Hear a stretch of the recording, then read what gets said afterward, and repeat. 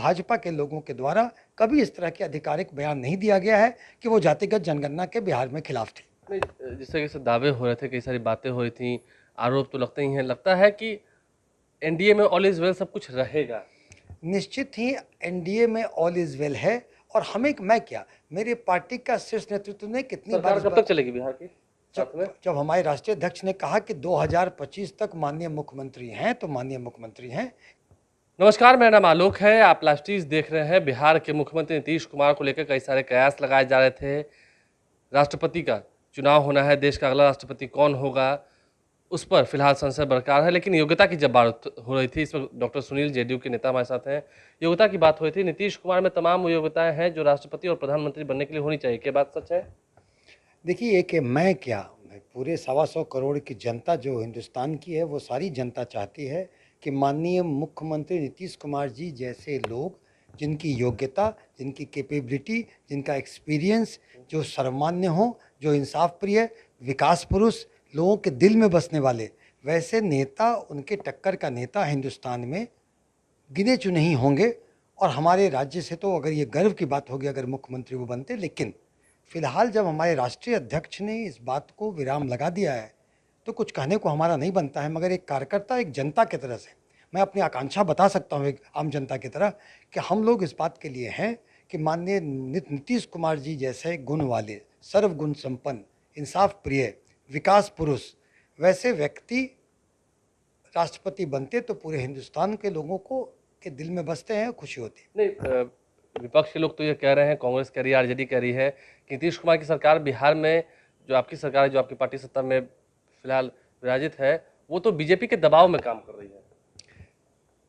देखिए, ये बात सभी लोग जानते हैं कि माननीय मुख्यमंत्री दबाव की राजनीति न तो करते हैं, न दबाव की राजनीति न तो सहते हैं।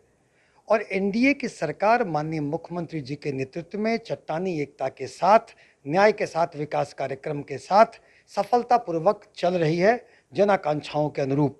और इसमें किसी विपक्ष के लोगों को, चूँकि मुद्दों का अकाल है, क्योंकि माननीय मुख्यमंत्री जी ऐसे कोई मुद्दा देते नहीं हैं और विपक्ष के लोग नकारात्मक मानसिकता के हैं, तो इसी तरह की बातें कि दबाव की राजनीति और ऐसे मुद्दा विहीन चीज़ों को मुद्दा बनाने का असफल प्रयास करते हैं। दबाव की क्या बात है जब एनडीए में चट्टानी एकता के साथ, समन्वय के साथ। अगर हम उदाहरण लें तो पहले कास्ट सेंसस की बात कर लेते हैं। कास्ट सेंसस को आप लोगों ने हरी झंडी दे दी, कैबिनेट से मोड़ लगे, लेकिन पहले बीजेपी तैयार नहीं थी, फिर बाद में सहमत हुई। और ऐसे कई सारे मुद्दे हैं बिहार में जिसमें डिफरेंसेस साफ दिखते हैं जेडीयू बीजेपी में। जहाँ तक मेरी सीमित जानकारी है, मैं आपको बता दूं कि भारतीय जनता पार्टी कभी भी कास्ट सेंसस के अपोज में कभी एक चीज़ नहीं की है। विधानमंडल से दो बार पास हुआ है ये चीज़, उसमें बीजेपी साथ थी। जब माननीय नीतीश कुमार जी के नेतृत्व में एक शिष्टमंडल, सर्वदलीय शिष्टमंडल प्रधानमंत्री से मिला, बीजेपी उसमें साथ थी। इसलिए बीजेपी कास्ट सेंसस के अलग है, उसके खिलाफ है। ये नैरेटिव कहाँ से निकला और किसने हवा दी, ये मैं नहीं जानता। लेकिन अभी तक हमारे सीमित जानकारी में भाजपा के लोगों के द्वारा कभी इस तरह के आधिकारिक बयान नहीं दिया गया है कि वो जातिगत जनगणना के बिहार में खिलाफ थे। नहीं, जिस तरीके से दावे हो रहे थे, कई सारी बातें हो रही थी, आरोप तो लगते ही हैं। लगता है कि एनडीए में ऑल इज वेल, सब कुछ रहेगा।